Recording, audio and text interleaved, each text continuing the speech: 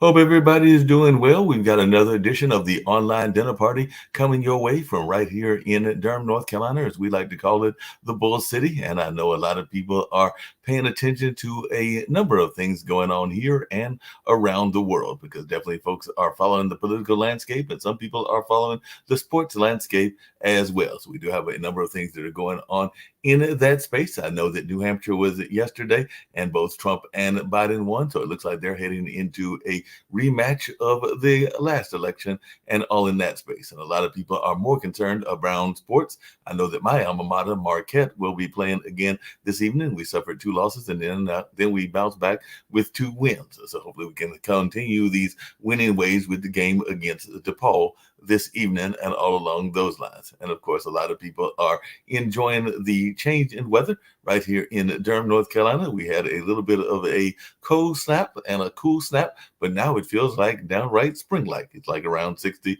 or 70 degrees or something like that. So it is definitely not typical winter weather. And I'm sure that may be one of my first guests, and I've got a number of guests that'll be joining me as we talk about life lessons learned and how they got into their different fields and all along those lines. But many people that watch this show or know me personally know that my dad is an artist, that being Jim Lee, who is a well-known artist here in the area, does a lot with photography and a number of art mediums, including some sound sculptures and other things along those lines. So he definitely does some art that has political statements and things in that way.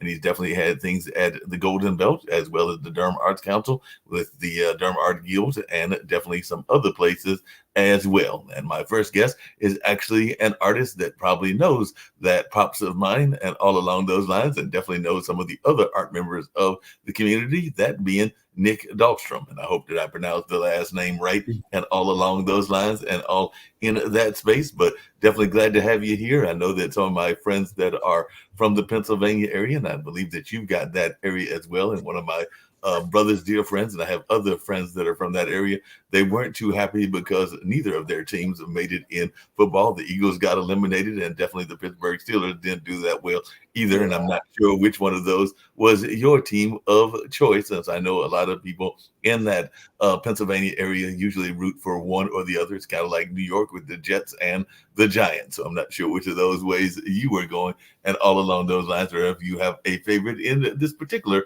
game that we've got coming up with Baltimore and Kansas City and San Francisco and Detroit. But definitely glad to have you here with me, Nick, and everything, and definitely looking forward to people learning more about you as an artist and an individual. Like I said, I definitely know that I've seen your stuff at things like Centerfest and definitely other places that I've been at, and all along those lines, because I've been involved with Centerfest for a number of years as an MC, as well as the Eno and other places. So just was reaching out to some of my friends that are in the art space. I love giving them a chance to talk about what they're all about and all in that space. So Nick, if you want to share a little bit about yourself, we can do that. And definitely you can tell me if you were a Eagles or a Steelers fan growing up, since I did see that you had some Pennsylvania roots and all along those lines.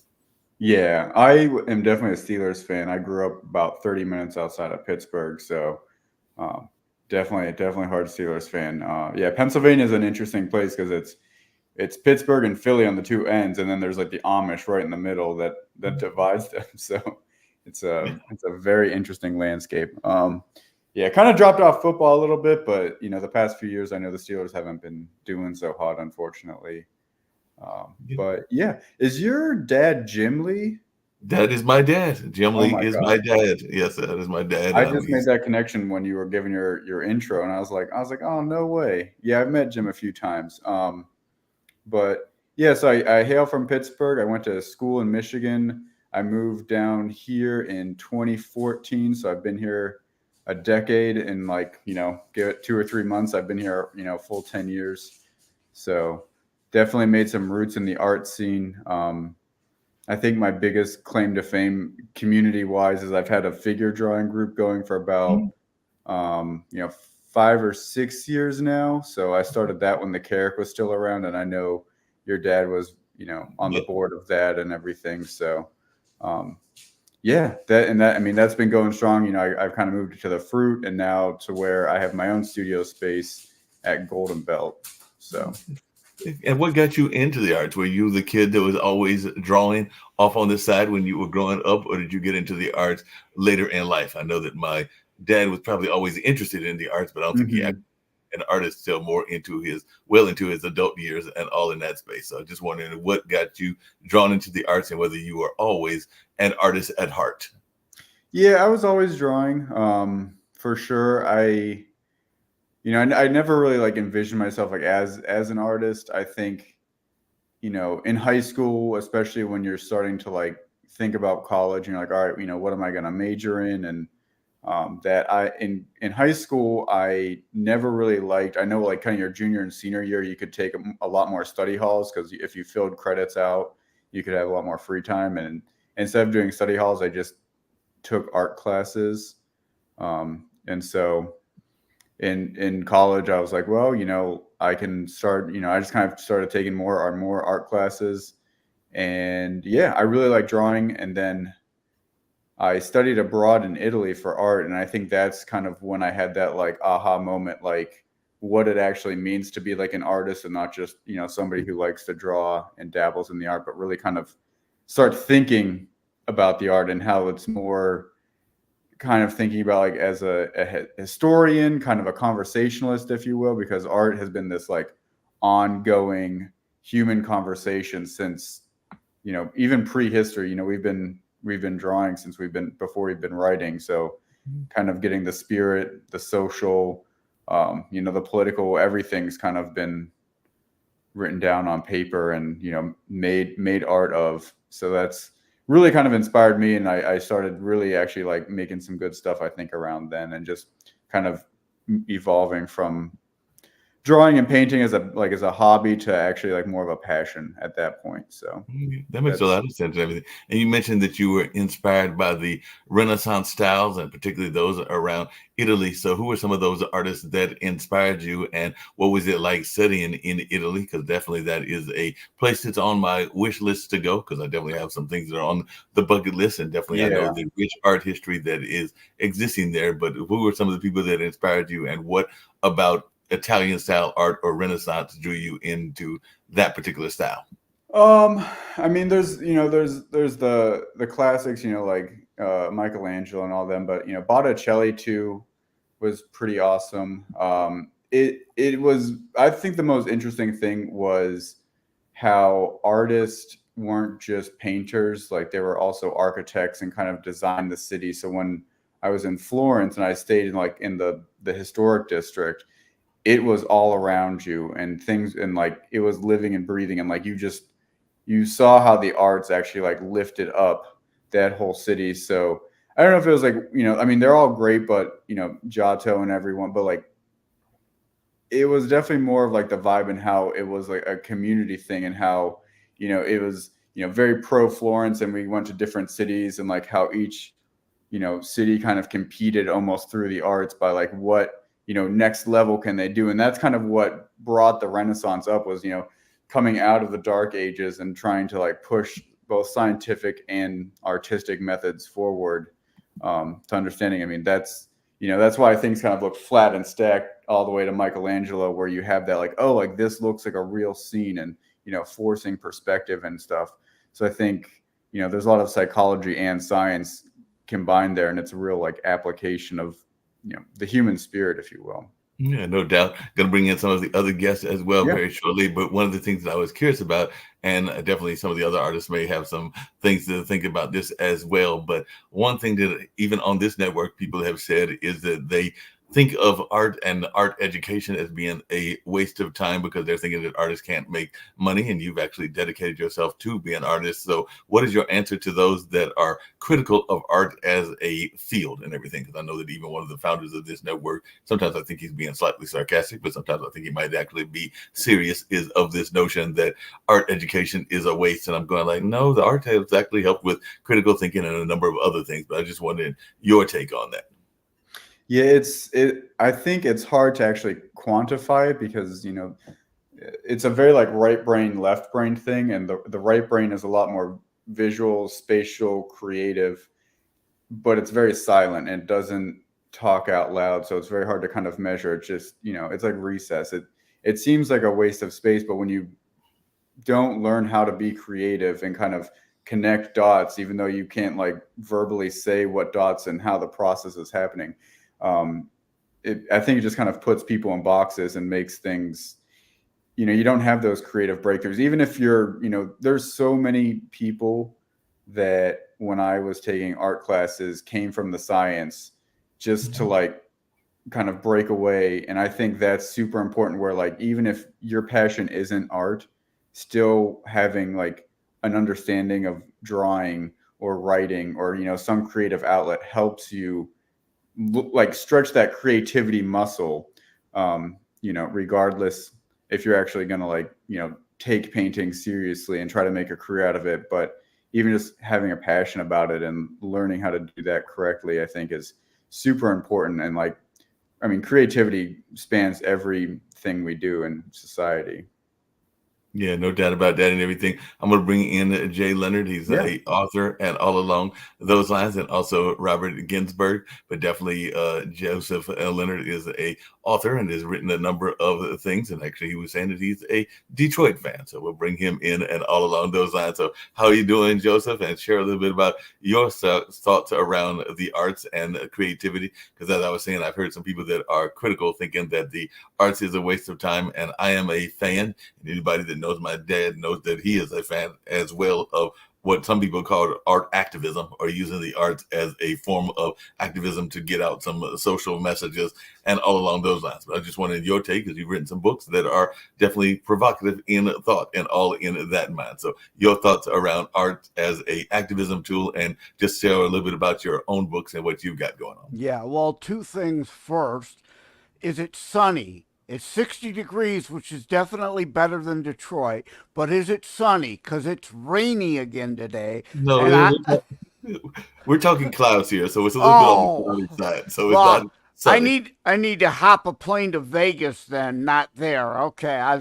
Anywhere where there's some sun, I'm getting seasonal affective disorder, because it's been so dreary here lately. And the other thing is, my entire lifetime, finally the Detroit Lions actually amount to something. Oh, it's like, this has got to be the Matrix. This can't be reality. But as to your question about arts, absolutely positively, I think education needs a balance, and arts are great for those who actually can do it well enough to earn a living at it, not just claim, oh, I'm a constantly starving artist, please give me handouts. That's a whole other issue. If you're good enough at it to earn a living, that's great. Now, like my father, like your father in music, Ted Leonard Jr. and the Polka Kings was, pretty well known all across the northeastern states, and toured, and you could still find his vinyl 33s and 45s and 8-track tapes on eBay.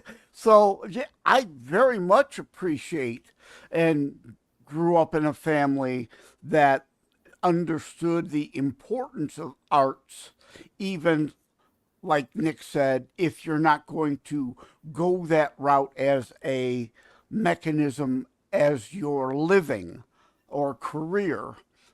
Yeah, that makes a lot of sense. This is for both of you, and I'm bringing in Robert very shortly as well. But one of the other things that I know people are wondering about, and you just kind of alluded to it, Joseph, is making a living as an artist. And some people think that that is next to impossible. And a lot of times people think about that work-life balance. And I know a number of artist friends of mine that also have to drive for Uber, drive for Lyft, do DoorDash or Grubhub in order to make ends meet and all along those lines. So I'd love to hear from both of you how you manage, and if you're able to manage enough just off of your artistic careers, or do you have to do other things? I know a lot of people will say that they sometimes even have to teach and everything. So I just wanted your thoughts. I'll start with you, Nick, and then, like I said, we'll bring in Robert very shortly as well. But how do you manage that whole notion of having to pay the bills? Because we know that it's great we can sell the artwork, but that's not always the case immediately. Sometimes you got to hustle them and get those clients to buy the art. So are you able to do it just strictly off of the art, or do you have to go out and maybe do DoorDash, or maybe have a side gig or even a teaching gig? Yeah, so I definitely do not make that much money off of my art. I work construction full time as a kind of a project manager, so that's my full time job. But I mean, I don't think there's anything wrong. I mean, kind of going back to Joseph's point, I don't think there really is too much many artists who are like who claim to be a starving artist because they do have a hustle, and then like I don't say the art is the side hustle, but you have your main job that lets you have space, because I mean you have to rent a studio space or like have a space to create and things like that. um that being said, I think pricing your art is always kind of difficult. Like the painting behind me, when I first painted it, I would have priced it at like $500, but breaking that down, like, it took me about like 60, 80 hours to complete. And, if you break that down, like if I cranked out like one painting like that a week, if that was even feasible, like I can't even live off of $500 a week. Like nobody can in these days. So, and that's not even like counting like, the supplies, the materials, the rent, and all that stuff. So you do kind of have to like build up, and so you do have to find that job that kind of allows you the energy and the space. I don't think I would want to have a creative job like as like a graphic designer or something, because I would probably get burnt out on creativity and drawing, and I like to kind of keep that for myself. And it does allow me to make stuff that I like making as well, instead of trying to be more commercialized and like pandering to other people. Like, there's so many times where people are like, oh, would you paint this for me? And I was like, man, I'm not really like into that. That's not me. So I think kind of having that day job, if you do have that balance, actually gives you then the freedom to create what actually like is inspiring to you and kind of the motifs that you like to play with. But it is still an energy suck. I wish I had a lot more time in the studio and energy. It's always a give and take, but I think that's life, and you try to make room for what you have. Along those same lines, I'd like to hear from both you and Joseph. I'm bringing in Robert as well and learn more about him as well. But what is your take when people are not willing to pay the worth of the artist? I've had this conversation with my dad. I have with other people as well. But there are a lot of people that want you to sell them the art and not necessarily buy it at what that worth is, and all along those lines. You just kind of alluded to it, and a lot of times people don't necessarily want to understand the amount of time that it goes in to creating the artist. They won't ask the plumber for free work, but they'll ask the artist for free work in a quick heartbeat, and all along those lines. So I just wanted your take on that, Nick, and definitely if Joseph, you want to jump in, and definitely I want to introduce Robert to the audience and learn more about him as well. But definitely if you'll share your take on that. It's interesting because I think it kind of harkens back to your original question, like why are the arts kind of getting cut out of schools and programs and stuff. And I think it's kind of the same thing where art seems very frivolous and something you put on your wall to decorate your house, while it can like do so much more. It can provoke thought, it can provoke social issues, politics. There's so much it can do. And yet you said you met me or like probably bumped into me at Centerfest and Eno Fest. I'm having a bad relationship with those craft fairs. I don't think I quite fit in. And I've talked to other artists where they make I would make prints of my stuff because they're like, oh, it's a little bit cheaper instead of the paint, because like I can't even afford my own paintings if I were to buy them, which is all of that. But I make prints, so I'm like, oh, you can kind of still have the art. But I've had this interaction where they're like, oh, how much are your paintings? And I tell them, and they're like, well, I can't afford that. And I was like, well, I do have prints of my stuff. They're a little bit more affordable. And then they say, well, I only want original works. And I was like, well, it seems like we're at an impasse here, because if you can't afford, like, the original works are a lot more important than original. So it kind of comes down to that, where the value is is kind of like in the viewer, a little bit. So yeah, with rarity and scarcity, there is obviously supply and demand dictates higher cost. So I mean, and I'm upset, Nick, you won't do my portrait. I was going to ask you to do my portrait. But maybe we do the portrait for you and everything. But just really quickly, and before I get to Robert, definitely want to learn more about Robert as well and everything. But Joseph, some of your stuff is very provocative in the sense that it is political and all along those lines, because definitely Terror Strikes has some political overtones. So do you find that that is something that people are able to relate to, or are they not as able to relate to it as well? Because sometimes people are scared off by things that are either political or religious or a number of other ways that people can deal with things. But definitely, I know that there are some folks that be like, and I've got friends that have written books, including some around their sexuality and their church mission and all along those lines. And sometimes people are scared of those kind of books. Carl Kenny is a friend of mine, and I know he's written around that topic as well. But I just wanted your take on some of the things that you write about, and if you'll share a little bit about that, and even what Terror Strikes is about. yeah, well, Terror Strikes Coming Soon to a City Near You has both religion and politics. And there are a lot of people who say two things to never talk about: religion and politics. Well, I say hogwash.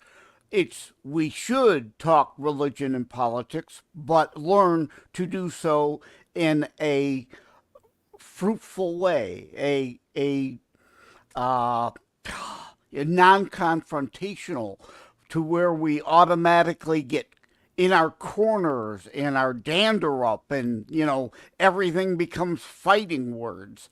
So yeah, the reason why people say never talk religion and politics is they weren't ever taught that you can talk about those things in a civil way. Right? So yeah, I mean, I get both extremes. People love me. I also have to have call block software because I get death threats. So but as far as like again, growing up with my dad being involved in music, I wrote and recorded for a while, but was never good enough, as I alluded to. And as like Nick said, you generally have to have a primary job, and art can often, unless if you're lucky and go viral with stuff and can sell a bunch at a good cost, that only can be a side hustle. So I'm an IT guy, although now I'm on disability, so I have more time to dedicate to what was a hobby before to be more I still would call it a hobby though, even though professionally published author and Terror Strikes Coming Soon to a City Near You indeed is a #1 Amazon bestseller. So does that make me a professional author? Well, compared to who? Stephen King? J.K. Rowling? Absolutely not, obviously. So it's all relative and of that sort. So Yeah, that makes a lot of sense. Robert, if you share a little bit about yourself and all along those lines, because I love having amazing guests sharing their stories and all along those lines. And I've also got Myra Ayers, who's in the arts world as well, to be joining us very shortly. And like I said, we got about an hour to go because it's about an hour and a half show roughly and everything. But share about a little bit about yourself, Robert, and what you've got going on. Because one of the things that I know a lot of people think about, and you might have some thoughts around this, and we kind of alluded to it, is this work-life balance and this notion of trying to balance work and life. And a lot of people fight that and all along those lines. But I'd love to hear your thoughts around that. Well, my my story, I apologize in advance of fighting a cold, so I'll do my best. But I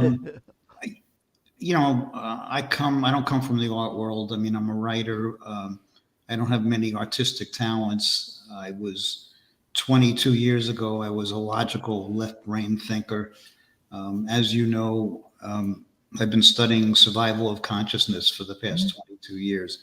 And my life is very different now than it was 22 years ago, because at that point I thought that the notion that something survived a physical death was, like believing in the tooth fairy or Santa Claus. But I started working with medical doctors and scientists across the United States that studied the mind and consciousness. And I came to believe, and I came to be convinced, that there is something to it. And that kind of evidence comes from many different disciplines, near-death experiences, end-of-life experiences, mediumship, reincarnation, and so forth. It was interesting listening to Nick talk, and he was talking about left brain, right brain, and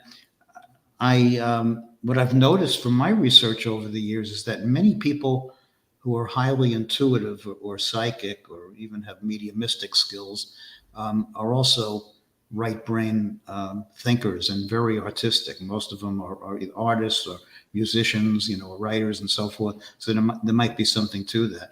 My work now is kind of a convergence of science and spirituality. And what I found is that the two are not as different as they seem.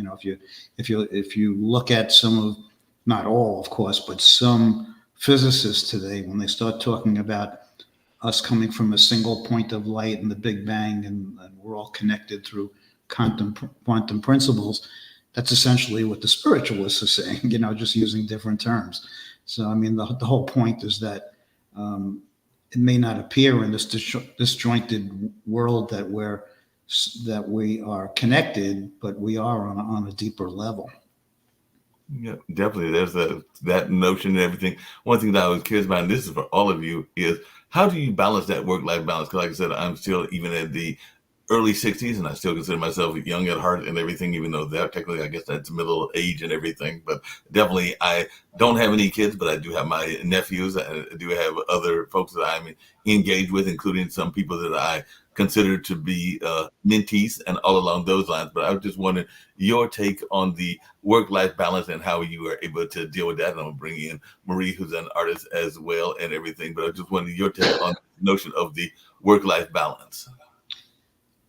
Well, I spent the better part of my adult life trying to accumulate toys and material things. And now for the past 20 years, I've been doing the opposite. So I'm much more content than I was when I was in the corporate world.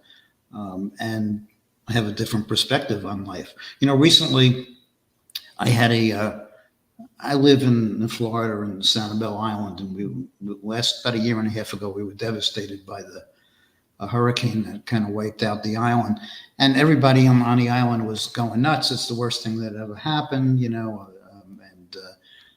I had the luxury of perspective because I've suffered a lot of tragedy in my life. I lost a daughter, I lost my spouse, and I realized that this was just stuff. I was surprisingly calm throughout the whole thing, despite my house being obliterated, because I have that perspective or advantage, if you want to call it, of knowing what truly matters. And material stuff, as they say, doesn't go with you, but love and compassion do. So that's kind of how I live my life now. Yeah, that makes a lot of sense and everything. Marie, and I hope I'm pronouncing that right. If you'll introduce yourself, I've met you a couple of times through Clubhouse and some of the other apps. And I know you're involved in the arts as well. So if you'll share a little bit of your story, because part of what we do on the online dinner party is learn about each other and life lessons learned. So if you'll share a little bit about yourself, and we'll continue the conversation. Well, Mark, I am so sorry. I don't mean to be here because I'm on the computer. I wanted to do the show on the computer, right. And I'm there. It says only the host can see you, and the host may add you to the stage at any time and be ready. Then over to the left, I see myself. So I just played with my iPhone, but I have to sit here and hold it like this. I'm really kind of confused. I thought, that you sent me the link and everything is working, but at my time, my slot was 1:00. Right. And so did I not do something or no? You're perfectly fine. Like I said, the way the online dinner party works, it's different people sharing their life stories and what they're all about. So like I said, you can come on the computer, but I do not see you on the computer. I do see you on the iPhone and everything. So you just want to share a little bit about your own artistic career and all along those lines, because that's part of what the whole nature of what we do is talk about how we've learned lessons in life and some of the positivity that goes on in life. That's kind of the way the online dinner party works. Oh, okay. This has caught me kind of unaware. I thought that you and I were going to do the show. I've never done something like this. I've always done everything, personal on Zoom when I've been doing the talk shows as a guest, and I've never done it like this.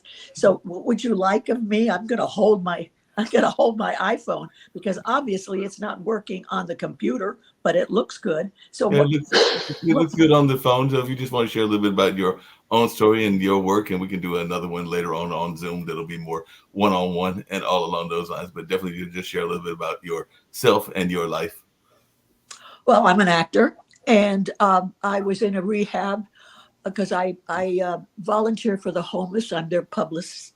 They're published, and I take all the photographs, and then I write the stories, and I do everything. It's very time consuming, and it's wonderful. I do this for two different groups, and I also feed them as well as, and I've even cooked for 75 people. And so my foot got caught in the musician's cord while I was filming, and I landed in the hospital. Long story, I was there for all told 4.5 months. And it does something to you. You're in a little room all by yourself. And, I didn't have my earphones with me. I had nothing. So, and then in the other side of the room, there's a little roommate, and, they're sick. And oh my God, you really have to look at yourself. And I ended up taking lemons and making major lemonade. I sang, because I've got an operatic voice. I sang for 60 people twice with no makeup, hair in a ponytail, that ugly robe. And I sang Happy Birthday to two big birthday parties. And then people were flooding. They were flooding my room saying, oh my God, you're this, you're that, you're this or that. And if I would have known it was going to be like that, I would have had somebody film it, and it would have gone viral because I didn't look too good in that ugly robe. So that's that story. And so I had 2 surgeries. Okay, won't go into that. We'll go into something. But anyway, I came out the other end because I knew I would. And everything in life is a lesson. It's a chance for us to grow, a chance for us to learn. Is it painful? Yeah, it really is. But sometimes that's where you learn your greatest lessons, through pain. And unfortunately, that's how we learn them sometimes, unfortunately. And then the other night, for the first time, I'm with the biggest repertory company here in Los Angeles. And I haven't been on that stage for 6 months. And because I'm recouping and I do the exercises like I did today. And I did a monologue that I was really nervous going on the stage, and it was beyond successful. So I'm going to do it again Monday night, and then I'm entering it in a monologue contest. And this particular stage is called Theater West. I'm from Los Angeles, you guys. I'm looking at all of you. And if you ever get to Los Angeles, come to the Theater West. It's very, very well known. Maybe I'll be appearing in something, who knows? And also, I'm a film actress, but I haven't been able to submit for anything because right now my body couldn't take a 12-hour day. And sometimes, it is a 12-hour day. We just never know. I'm also a professional obedience dog trainer. And some of my clients include Mrs. Bob Hope. Now, they both have passed away. And I had a how-to video that sold on Amazon called Mare's KISS Method, Obedience Dog Training and Safety Drills.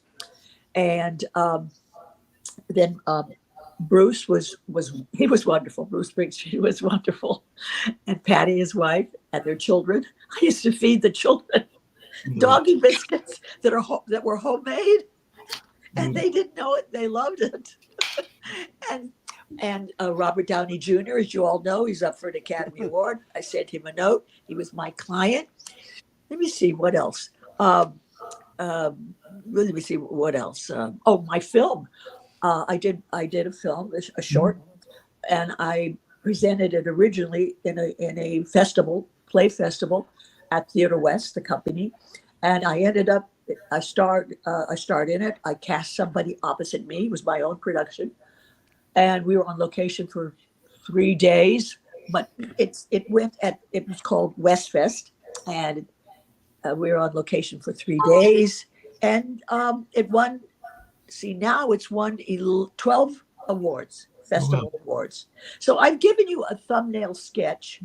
Well, that's a good job and everything. I appreciate that. That's a great sketch and definitely gives us a lot of insight, like a lot of people have done here on the show. You actually raised something that I alluded to earlier, but I'd love to hear your thoughts as well as others, because we know that writer's strike was recently held and all in that space. How important do you think it is for artists or just general people in the creative space in general to be activists? Because we did see a number of artists that got involved in activism, and I'd love to hear from Right. Joseph and Nick as well. But Marie, I'll start out with you. How important do you think it is for Well, artists to be okay, activists? we have me. I'm Screen Actors Guild, of course. We have to stand up for ourselves and our rights. Now, I could not do any of the marching.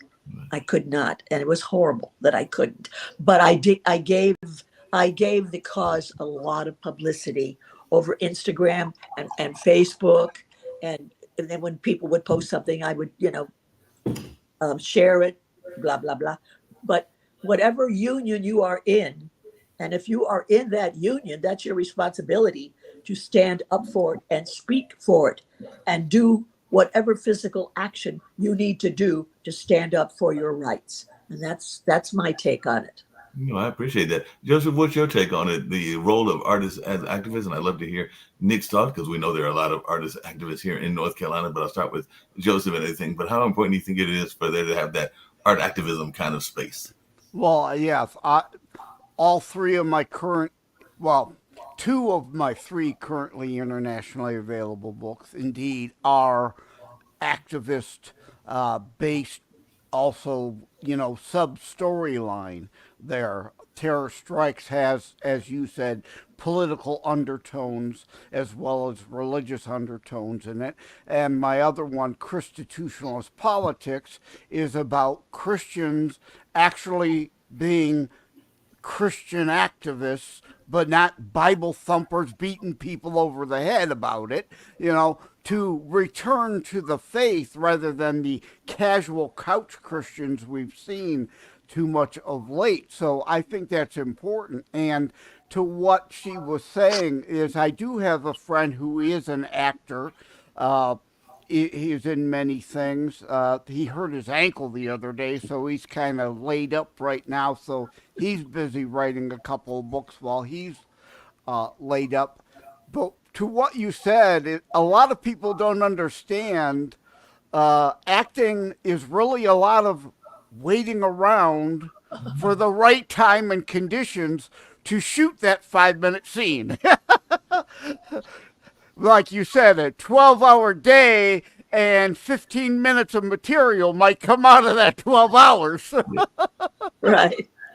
That is very true and everything. Nick, what's your take on it? Because like I said, there are a number of art activists. I know that I am friends with Pierce Freelon, and they're definitely they're involved in that space, as is Nina and a number of others, even Dasan, who is a poet activist in my mind and everything. But I just wanted your take on the importance of artists being activists. I think art is a powerful tool to just kind of cut right to the human soul without, having to read, scientific study after scientific study of like, oh, why is this bad? Why is this good? There's that human element that, as soon as you kind of see that painting or, witness that sculpture or, a poem or something, it really kind of cuts to it. And it's a way of empathizing with other people. I think we all do live in our own little worlds a little bit, and then seeing what other people are all about, it's so hard. But I think art can really kind of just like cut the fat on that and get right to it. I know I myself have a hard time like with my personal like artistic language being like an activist, because I question who am I, what is my story, and what story can I kind of tell, and like it's I'm not just kind of pandering or like being a white savior or this, that, and the other.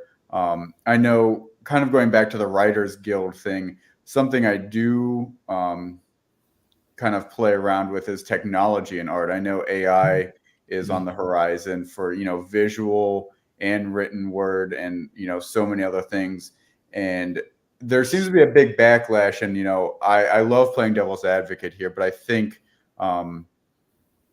there's a way to make art alongside of AI and use it as a tool instead of just trying to limit it and being like don't make art. I think especially, so I paint and I very much use the camera and the photograph in my works, and I talk about it like I make visual references to the camera versus the human eye, and that's a big thing. Like painters and photographers, I don't say if they've been butting heads, but it's a conversation.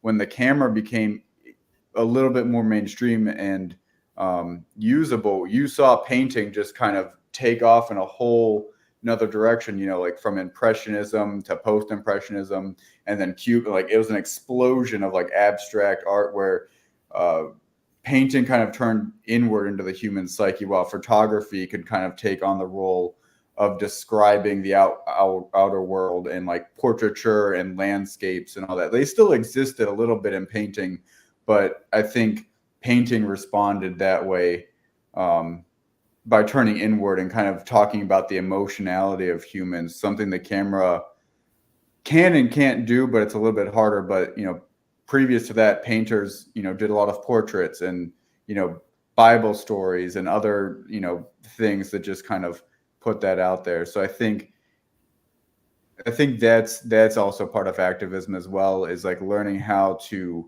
paint or sculpt or create your art with technology, not against technology, because it's happening and you can't really stop it. So I think learning to grow about it and talk about it is key. And Marie, along those same kind of ways and everything, I'd love to hear your thoughts, because I do remember within that strike and all along those lines, there were a number of actors and I think directors that were concerned that AI was going to eventually come and take those jobs, and there was this whole notion of licensing where voices can be used by AI and all in that space. I was just wondering your thoughts around that, because I did hear a lot of people both in Clubhouse and in other spaces that were concerned about AI, even to what Nick's talking about, taking their jobs and all in that way. But I do think that it is a tool, because like I said, I've got a dad that is an artist and he definitely believes in using a variety of tools, including sound and other things. So I do think that it is a tool that can be used, but I just wondering your take on that as one that has been in the acting field for a number of years. Oh, are you talking to me? Yes, talking to you, Marie. Oh, Yes. oh, you said Marie, and I went, oh, is there a Marie here? It's Marie. That's okay. Marie, my fault. I answered to everything. It's Marie. It's going to be very beneficial for major scenes where, like with extras. But like for me and what I do, if I do a show, I'm going to be covered by a contract, okay? And my agent will go over it.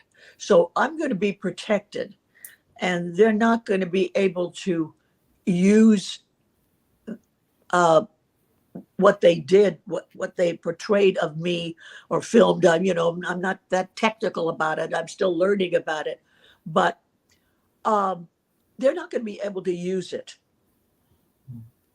unjustly. And because I'm protected by the union and the contract. But like the gentleman said, we have to advance. We've got to go with it. And it is very beneficial in filming in many areas, in big scenes where they can't get all the extras, but then the extras must be paid in order to use their image. So it's contractual. And each person has to be responsible for themselves and make sure that they're covered.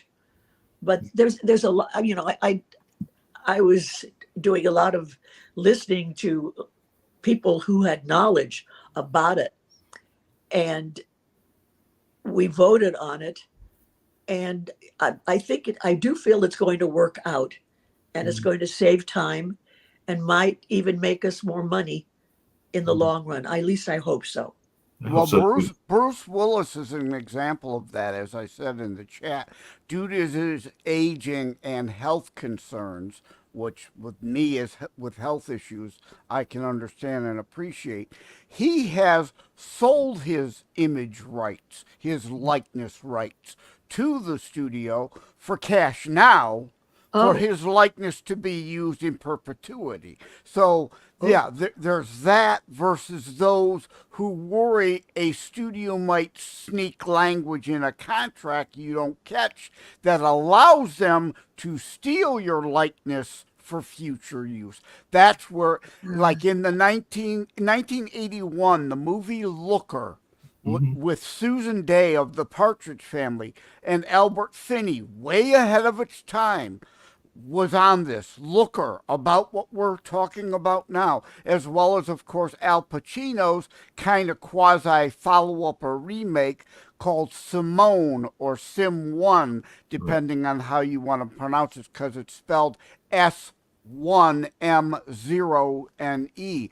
Yeah. Great movies if you get a chance to see that, which shows you the behind the scenes technical aspects as well as the drama unfolding now, because we're here in that day and age now.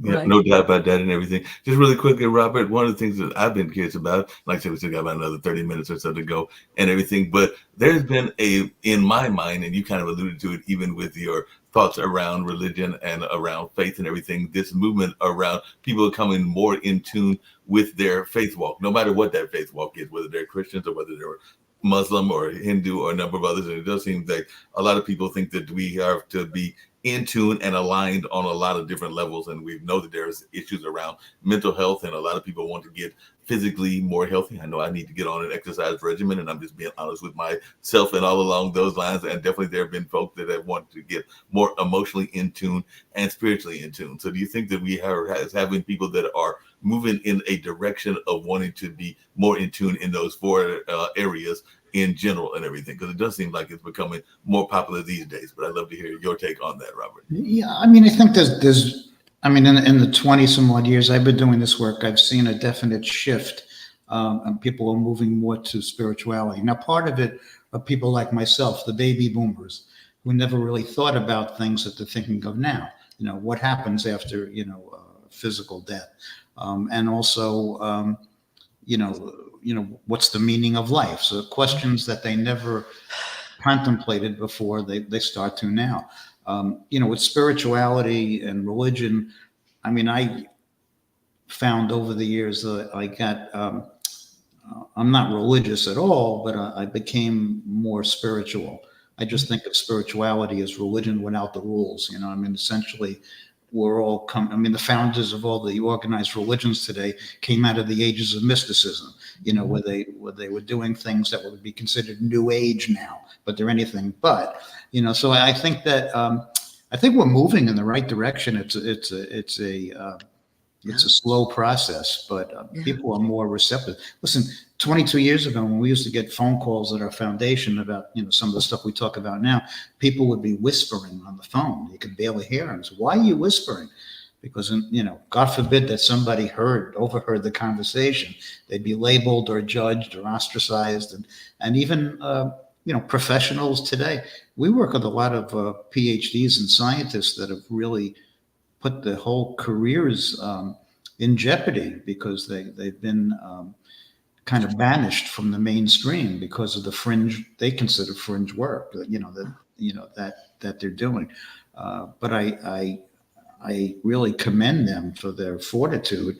And I believe that in any position, whether it's science, or you're talking about art, or you're talking about music, I think that there's an obligation for people to give back by supporting, causes that, others, once you have a platform, use it, I mean, so I really give a lot of gratitude to these stars that, and famous people that support, hunger and, Right. and peace and so forth, because Right. they're doing the right thing. Of course, the skeptic will say, well, they're just doing it because it's a write-off. I was one of the people that questioned everything. But what I found is that when it comes down to it, especially in my genre, working with the bereaved, you strip down to nothing. And what you find is that the only thing that matters is helping other people, because that's how it gives you some comfort, right? I mean, buying a new car doesn't do it for me anymore,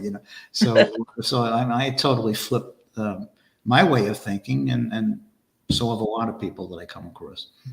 And Marie, or Murray. and everything, I mispronounced it again, but you have actually worked with and it's a very important issue there in California, but what drew you to want to help those that are dealing with the homeless situation? Because I do know that it's a big issue there in the California area. So what drew you to want to? Oh God! Oh well, it's all over. Okay, it's more in New York. You have to in New York you have to step over. At least we don't have to do that here. I'm like Robert. I'm not into religion. I was born and raised a Catholic. You know, I bless everybody who believes in that. It doesn't work for me, which is okay. I'm a student and have been for almost 15 years, at least 13. I know, of law of attraction, that which is likened to itself is drawn. And I'm on 2 Zoom meetings every month, and I speak and we share law of attraction. But what drew me to the homeless, I go to Church of Religious Science, which is non-denominational, okay? And I found out about it, and I just was interested. Well, I'll go see what it's like. And I served.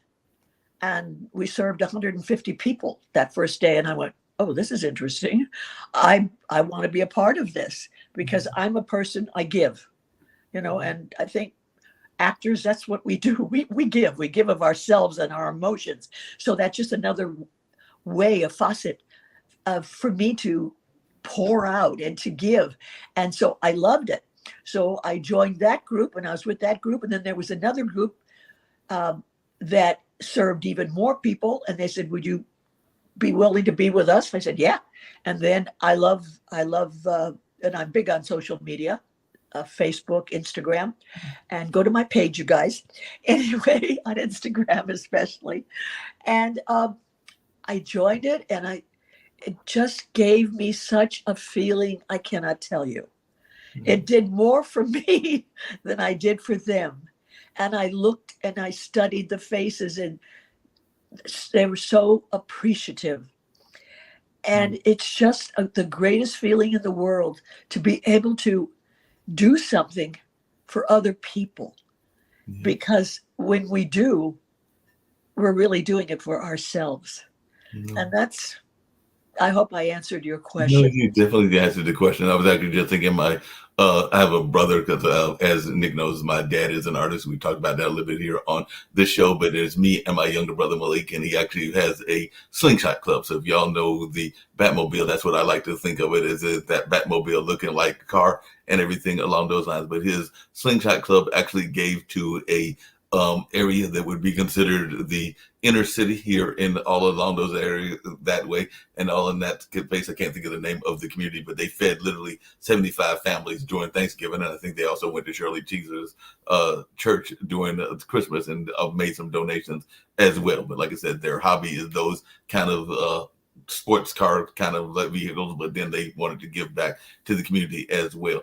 But Nick, you used the word earlier, and I'd love to hear your thoughts around this, and anybody else that wants to jump in, because it's a word that I hear artists use a lot, and I think that it is something that we all need to have more of. Sometimes I get frustrated that some of our politicians don't have it, and all in that space. But how important to everybody here is this notion of empathy? Because I've even heard people call me an empathic, and definitely I've had other people that talk about the importance of empathy in their life. So how important, Nick, is the empathy to you? And then I'd love to hear from everybody else the importance of empathy in their own lives.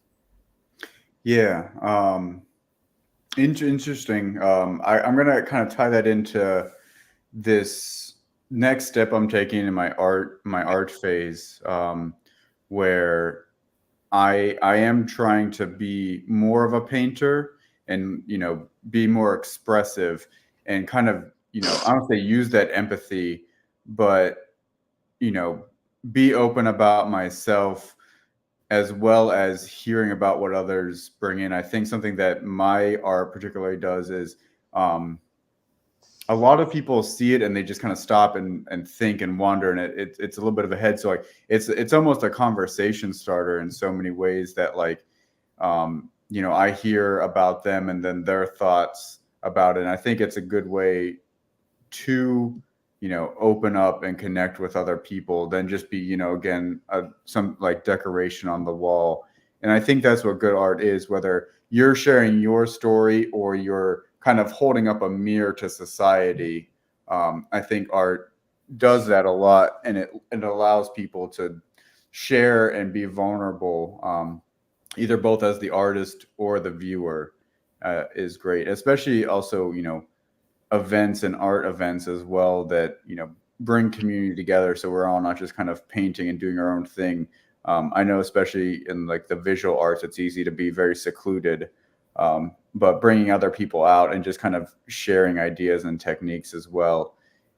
It's just a great way to bond and meet people. And I think that's what creativity is, you steal other people's ideas, but, in an empathetic way where you talk to them and get to know them as a human being, and it kind of brings the story alive there. So Yeah, that makes sense. Before I hear some of the other thoughts about empathy, I did have another question for you, Nick. Do you ever get frustrated, because you kind of alluded to it earlier, when you feel that there are arts administrators that maybe don't have enough of a sympathy or empathy for the artists? Because I have heard that conversation going on as well, where sometimes there are people that are in arts administration that maybe aren't artists themselves or don't have a understanding of artists and don't give the artists their just dues and everything. And I think I've seen that in the festival scene, where sometimes artists aren't paid what they should be in terms of music, and sometimes the artists are placed in kind of interesting situations, like when the band is literally on top of them and all along those lines. And as an MC, I can relate to that, and I can definitely enjoy the music, but I can also understand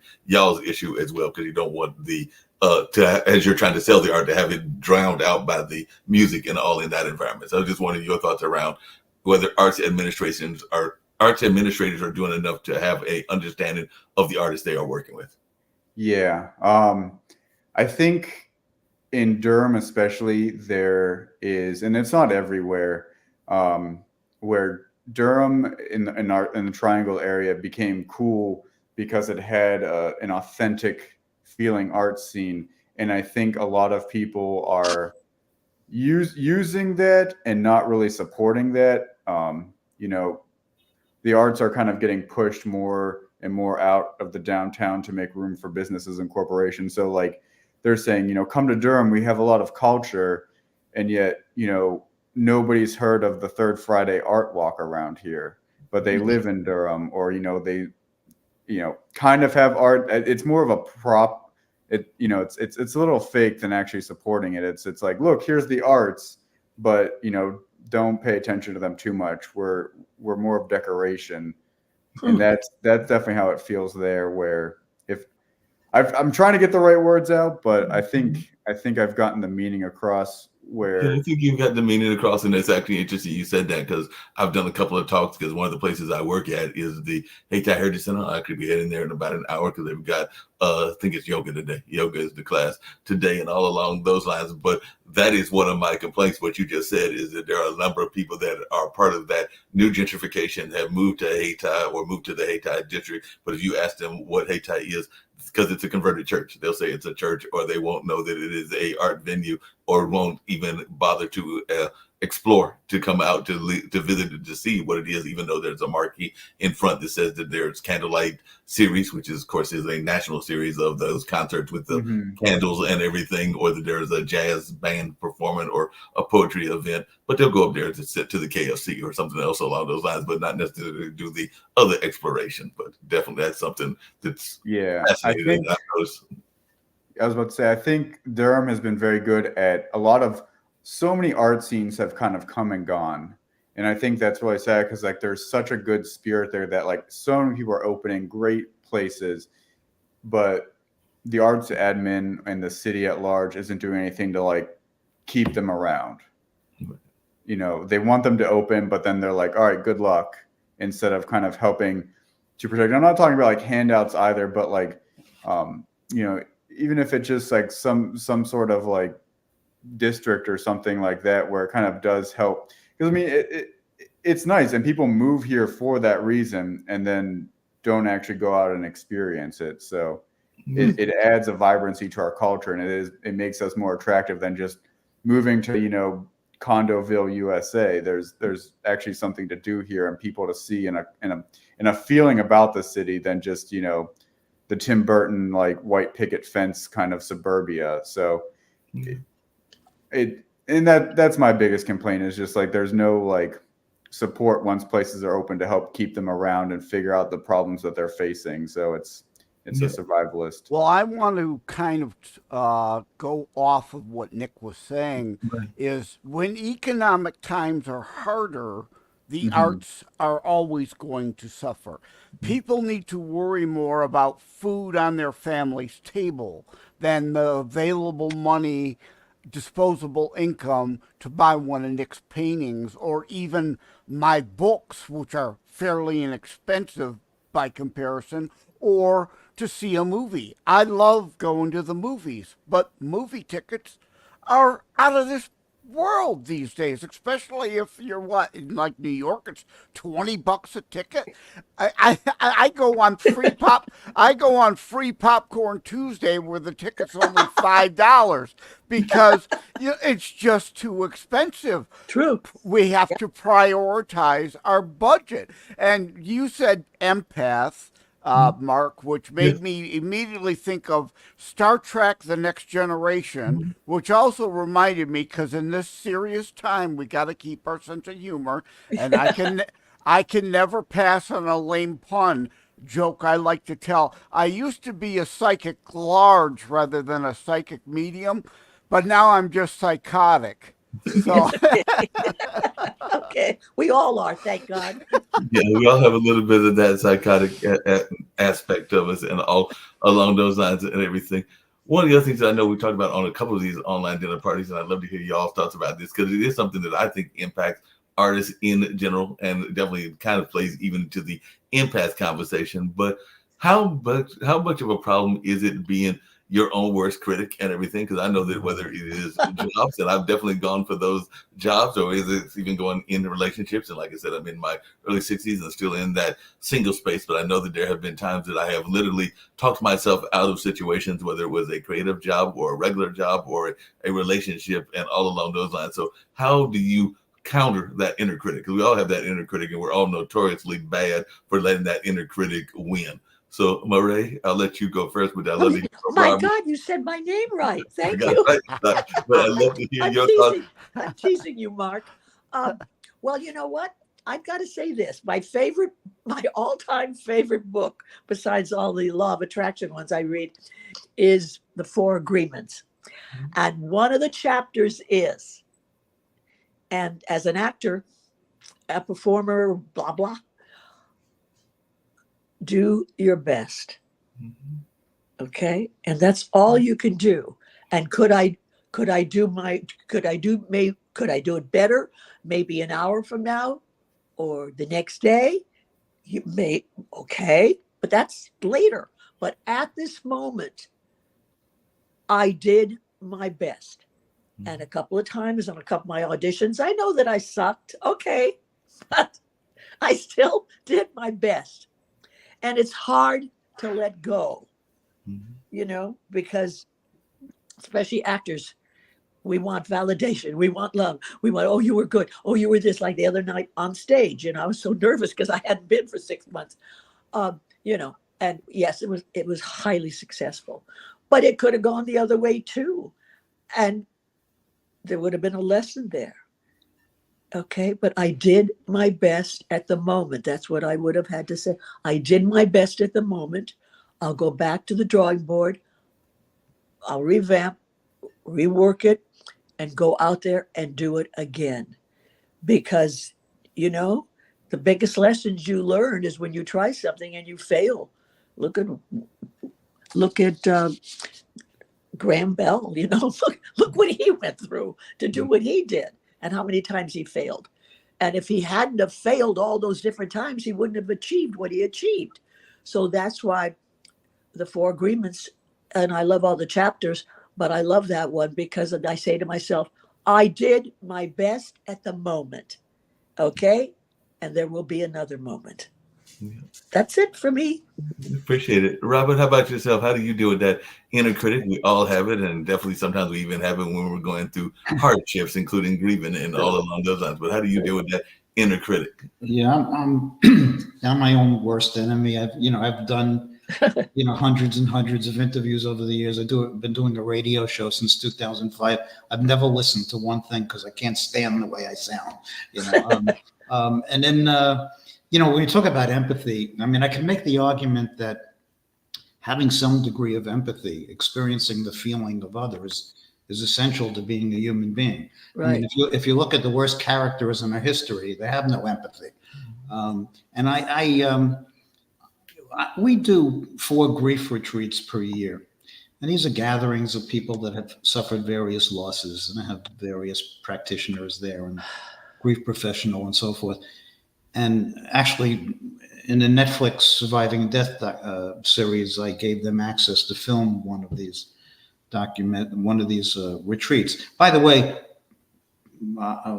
Joseph was talking about, the nature of acting. I'm not an actor, but Netflix. We all are actors, okay? Yeah, and Netflix filmed 70 hours with us, 70, and that was edited down to 25 minutes of content. So I got my taste of what what that's like, and I've been burned over the years many times. I've been ambushed by news stations and in various documentaries. So, I mean, I sat down with Netflix for 4.5 hours before we agreed to do it, going over contracts like Murray mentioned. And but I think what my point was, when I come home from these retreats, which I run, it takes me 2 or 3 days to recover, because you have the experiencing the feeling of others, which is empathy, can be devastating, and it makes you not function, and eventually I rebound and you go back for the next one. So I think it's essential, and there are some people that don't criticize themselves, going back to your other point. I mean, I can mention some in politics, but, people, there are very few people that are totally comfortable with themselves. I mean, I'm certainly not, and I'm always criticizing everything that I do. And, even when I write a book, I think it's good while I'm writing it. And then afterwards I say, oh no, this is a piece of shit. I can't, and then I give it to somebody else. I say, no, this is good. And have to talk me, so I totally relate to that, and I could just imagine what artists go through after putting your heart and soul into something and then questioning your work. I mean, that's rough. Well, you've got to grow a thicker skin, That's even what people say. to your own inner critic, like I discuss in How to Write a Book and Get It Published, because I know there are a lot of people with some great stories that have something to offer the world, but that inner critic prevents them. Well, I don't really know what to do, or this isn't really good enough. How to Write a Book and Get It Published helps them get past that. And I say in that book, there comes a time things could always be better, right? Or different. I go over my books all the time before publication date nears, rewording this, shortening that, lengthening, right? But there comes a point where you have to say, okay, this is now a deadline, and I have to meet that as a deadline and go forward, or you indeed will stay stuck in your own muck for the rest of your life. Right. No, I definitely want to get to the inner critic and how definitely Nicholas handled it, all of those lines. But before I get to that, this is for both Murray and for Joseph and everything. But one of the things that a lot of people are afraid of when it comes to this notion of writing or even acting is rejection. Because I know tons of actors get rejection notices all the time. I don't know how many rejection notices authors get, because a lot of times they have told me they've got hundreds, if not thousands, of rejections. And there is this lovely word that I know we have a hard time saying, and we also don't like hearing it as well, which is that word no. It's only 2 letters, but it does resonate with a lot of people. A lot of people don't like getting that rejection. So how do you deal with that rejection? And this is both, like I said, for Joseph and Murray, because I know that actors and authors get rejected all the time, but even artists get rejected. And I'm even sure that bereavement counselors that are trying to do lectures probably get rejected as well. So it's actually for everybody. How do y'all deal with that rejection? Well, I'll go ahead. Murray? Oh, okay. Next. Rejection. You can't take it personally. You can only do your best. and you get a no, does it hurt? Does it sting? Yeah, we're all human. But you must find a way within yourself to know that it was a learning process. You did it. The main thing is you showed up and you did it and you did your best. Okay. Then you let it go. You go have an ice cream, dairy free for me, and you move on to the next one and the next one. And that's what you do. And you've got to find it within yourself to love yourself so much that you know you did your best and you let it go. Because I've certainly had many rejections, and you just move on and you go on to the next. And that's what you have to do. It's a process. It's a growing and a learning process, but you've got to let go. Got to get low, let go of that. It's the past. You already did it. It's in the can. Now move on. You gotta learn that for whatever reason in life, not everybody's gonna like you, nor should you care if everybody doesn't like you. Right. Right? And you're not right for every part. No. And in the publishing industry, like I go into how to write a book and get it published, 99.99999 ad infinitum percent of all people submitting a book will be rejected because they want to go with the established stable of horses they've got, proven that make them money. But today, there is self and assisted publishing options. Right. So your book can still come out. And again, like thicker skin. Again, not everybody's going to like you and your work. So reviews, I go into that. You're going to get some negative ones. Right. You've got to shake it off. Unless if somebody is saying your grammar is bad a million times, well, then take that criticism to heart. You might need a better editor. But, that's a technical correction that you yourself may need to improve upon, as opposed to someone's opinion of your delivery and main content. Yeah, that makes a lot of sense. What about you, Nick, and everything? Because like I said, I know artists get rejected all the time and everything. So what is your take on that and this notion of rejection? And I'd also love to hear, because I didn't get to your thoughts around the inner critic as well. But definitely, what is your thoughts around rejection? Because I know with having family members that are in the arts that, not everybody buys your art and not every festival takes your art as well. But how do you handle that rejection notice?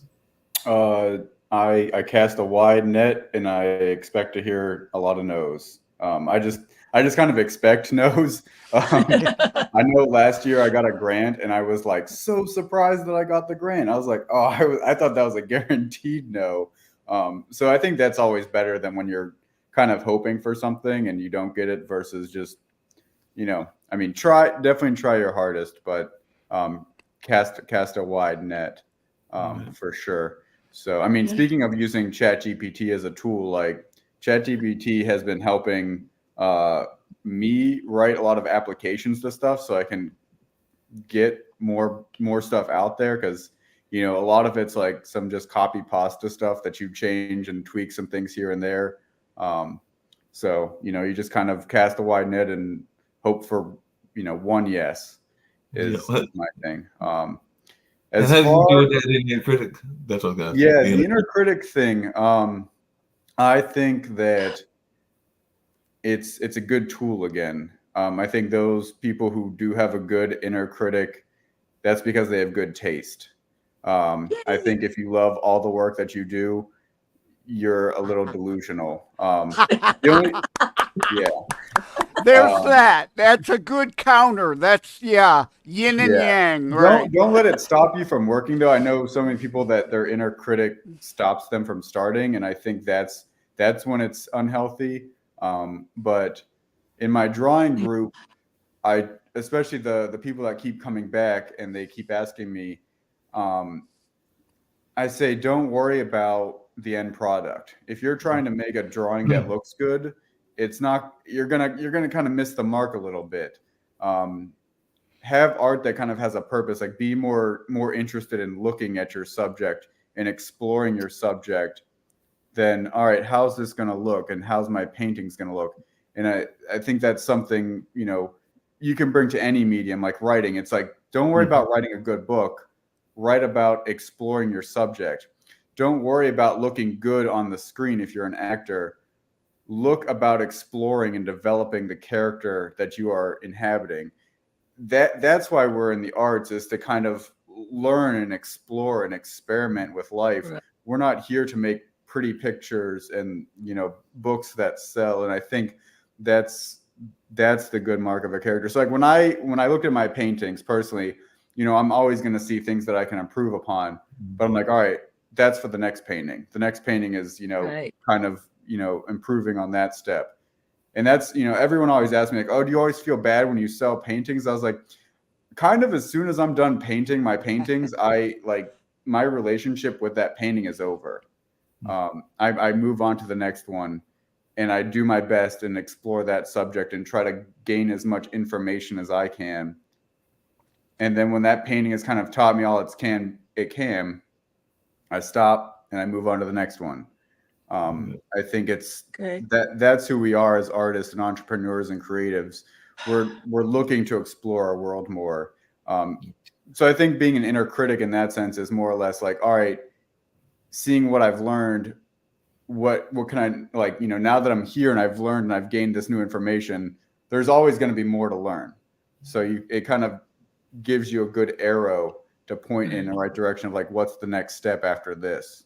Yeah, So- Nick has the correct, in my opinion, and proper perspective. Like I said in the comments, Nick, it's great that you're a realist in all senses.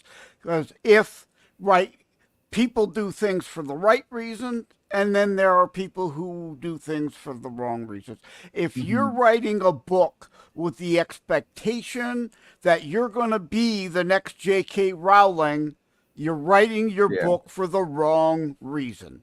No doubt about that and everything. One of the things, and we've only got a few more minutes, about 10 minutes to go and everything, but one of the things I get everybody to do on this show and everything, and by the way, I've thoroughly enjoyed this conversation. Hopefully I can get y'all to come back on another show, or maybe we'll do a one-on-one, Murray or anybody else here as well. But definitely this is the online dinner party, and I love having these kind of conversations. But at the end, I always give my guests, and I'll actually jump off the screen for a minute while I can throw on my sweater so I can get to my next job and everything, a chance to share how they can be reached. And one of the things I love doing on these shows is people given a chance to express their message of positivity and hope, because Pod TV, formerly IBM TV, and all along those lines, is a worldwide network, and Nick Palveda and Kim Calhoun that created it definitely have people watching in India and Africa and a number of other places around the world and all along those lines. So I am definitely a person that believes in positivity. We've got enough negativity and division in the world, so I like to have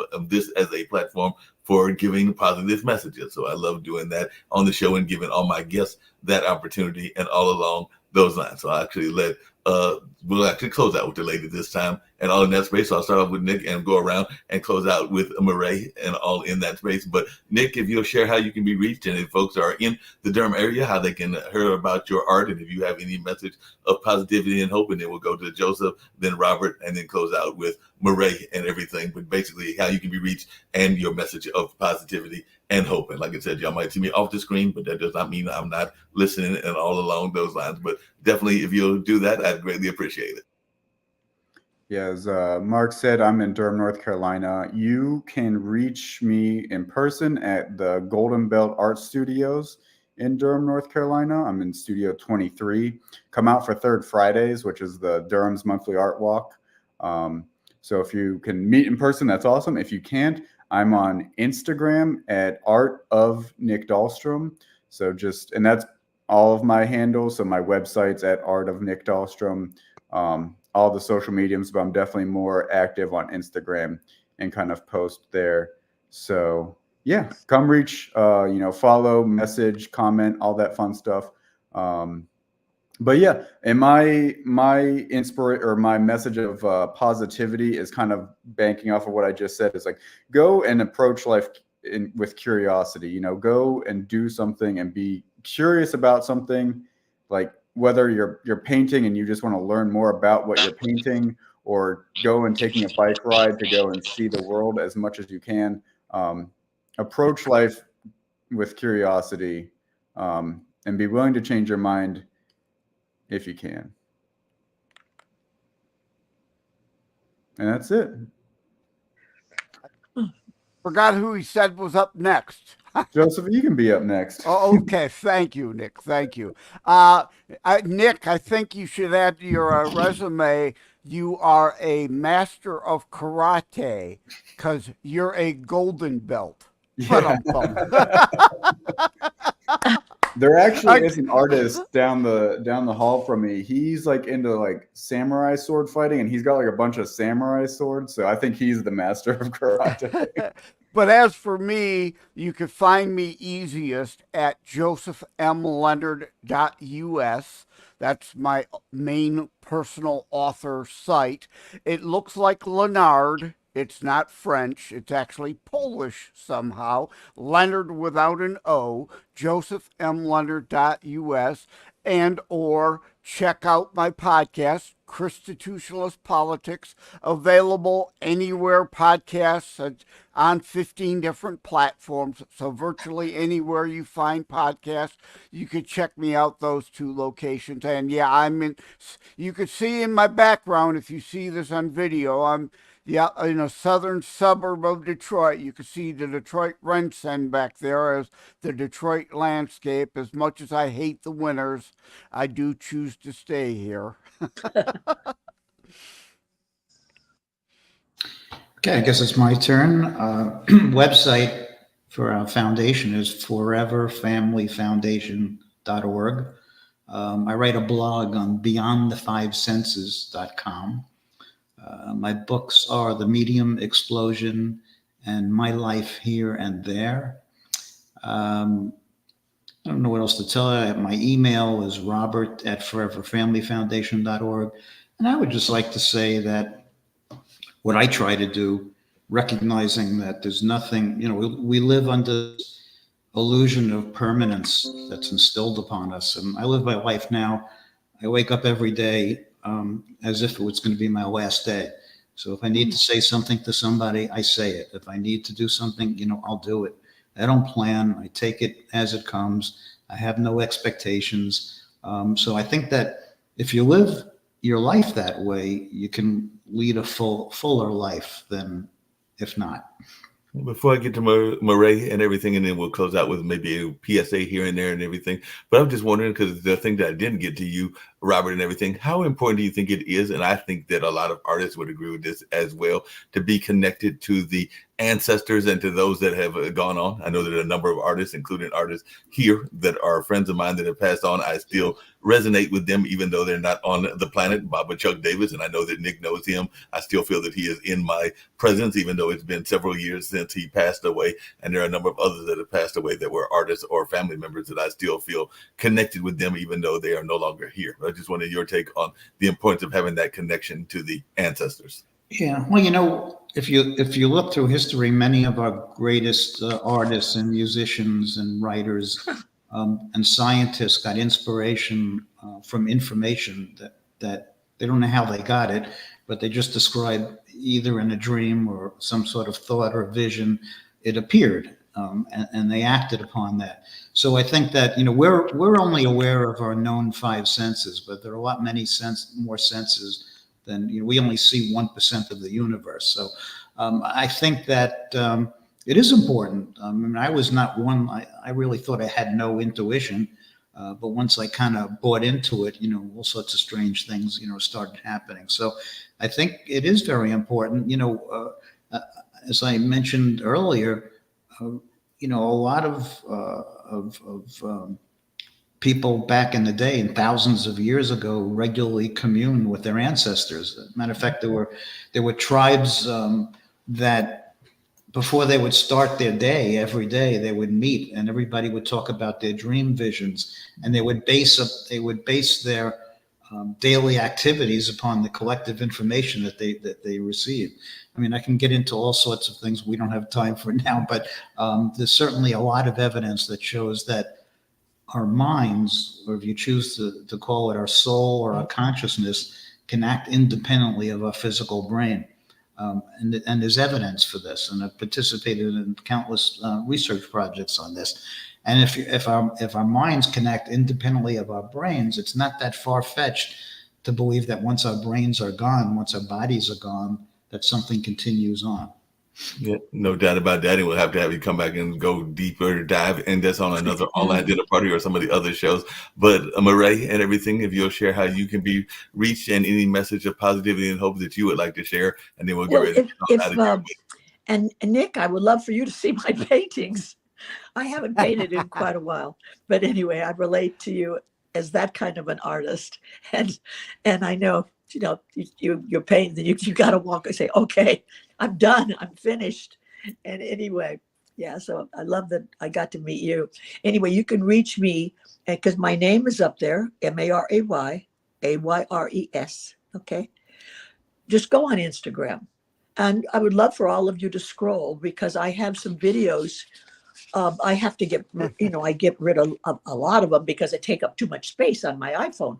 But I've got a couple of reels. I've got a lot of stills of my acting stuff, a lot of foodies, and I think my Instagram is a very exciting site because it's everything. It's like a stew. You put everything in it. Even if it's vegan or vegetarian, you put all kinds of ingredients in it because I get bored with just one thing. I like to have a lot of things going. But anyway, just look me up on Instagram and have fun scrolling, and you'll enjoy. You'll see my neighbor's cat that loves to come here, and I give him food, and he takes a nap with me. And when I meditate, he's there with me.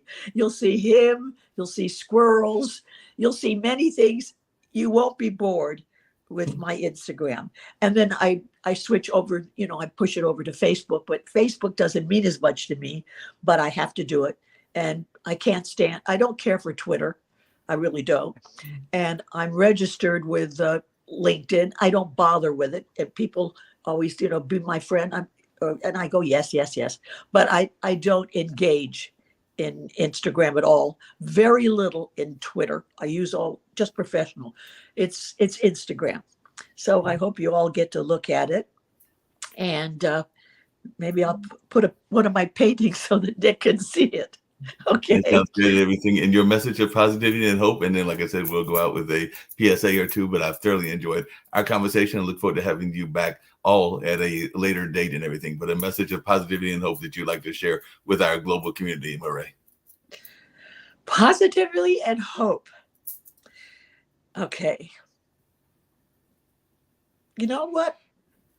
I realized when I was in the rehab, I've always kind of known it. My goal in life, and I think it was before then, but it really solidified. How much love can I give out? Just to walk down the street and look at a person and smile and feel that I'll never see them again. And I had it Monday night because the weather was nasty. So I took an Uber instead. And I made that person feel needed and wanted, and I engaged with him. And that's why I was probably the most popular. They told me at the rehab, I was the most popular person that ever went there because this man named Joe, nobody talked to him. He was the maintenance man. He'd come in every day to say hi to me. And then the lady that would clean all the rooms, the same thing. And yeah. Wow. So how much love can I give out? Yeah. And I'm not a Pollyanna, believe me, I'm not.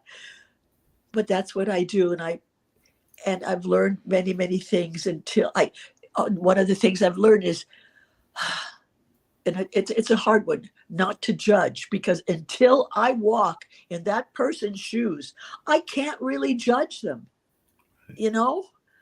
Yeah. But also too, I do not choose to be around toxicity. Yep. And that's a Yep. choice. Yep. And That is definitely a your higher self will go, uh-oh, go away. Don't stay there. I have a girlfriend I'm helping right now. And I said, well, you know what? You're part of the problem, honey. Mm. You're there. Okay. Yep. I see you. I see you with your hands. We agree. Yeah. So that's Definitely agree with not you on good. that and Yay. everything. Well, Yeah. I greatly appreciate that, and that's some very powerful message that you left, Murray, and everything. So definitely stay away from that toxicity and all along those lines. And it's Gonna go all out with this. around. It's Yep. all around. But I do. You know what? You got to love yourself so friggin' much that you don't allow it. You don't allow it. You just say, I bless you. I just did this with a friend. I bless you, and I send you on your way. Bye-bye. Yep.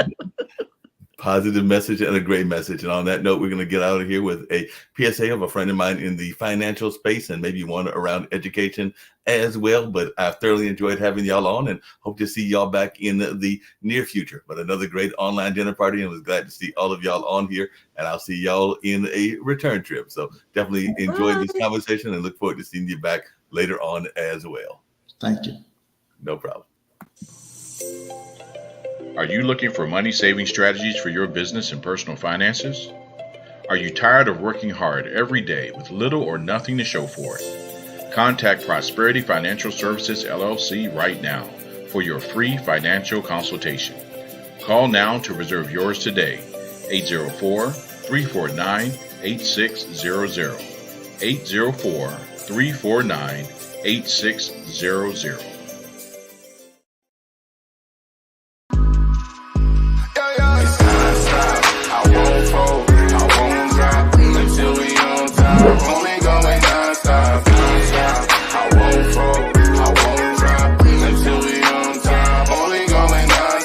I want to thank everyone for coming to the 2020 TAF Awards.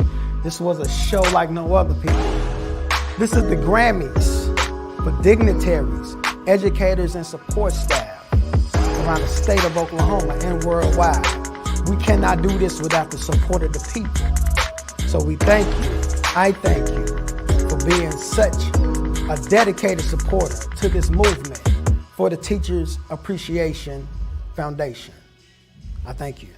I won't fold, I won't drop until we